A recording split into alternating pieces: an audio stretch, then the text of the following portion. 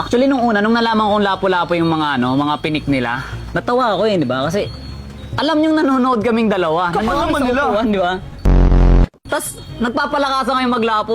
Di ba kayo nahihiya? Kaya nga. Nagpapalakasan dalawang mahihina. Sa harapan namin, di ba? Actually, kahit nga tatlo kayo sama-sama kayo. Kung gusto mo tayo na lang dalawa. Pare, di ako napatol sa lalaki, pare. Nagiging malaking factor talaga kung sino yung nag-aabuso ng War Axe. I mean, kapag binubuhos mo yung skill mo after mag 6 stack ng War Axe, doon ka talaga lalamang Kasi mas malaki yung damage. Ako feeling ko kung sino yung unang nag-first kill. Una mag first skill. Talo. Pero feeling ko kahit abusuin mo yung 6 stack ng War Axe tapos mauna ka mag first skill, talo ka pa rin sa akin Malinaw ka ata.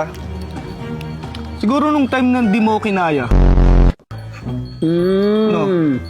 Para sa akin, natalo si Okata doon kasi di ba minsan nag-ulti na si Reiko. Tapos may minion si Reiko, marami siyang minion wave. Para sa akin, dapat ang ginawa niya, ang kapal naman ng mukha mong sabihin hindi kita kaya. Nakita mo nung time na napatay ni Okata si Reiko. Ganun din kita pinatay nung naglaban tayo. Diba? So, nice game. Nice game guys. Magandang laban yung pinakita niya. Gushon. Kasi, Gushon to Gushon, may niro ni Okata yun Para sa akin, luging-lugi talaga ikaw kapag naglaban tayo. Sa susunod na rematch natin, ewan ko lang kung baka i-score ka pa. Lamang si Reiko. Gushon main si Okata. Gusto main nga si Paano siya Okata. nakalamang? Siyempre, tinalo kita. Outcome, panalo ka sa'yo. Nagbigil lang kita nun.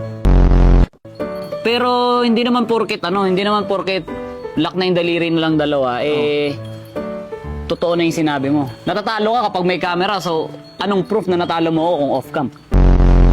So sa tingin mo, sino mananalo sa kanila? Para sa akin, maglaban na lang tayong dalawa. Tara na. Tara, Basta tayo dito. Ba't tayo nandito kasi? kanya-kanya na tayo. Tara na.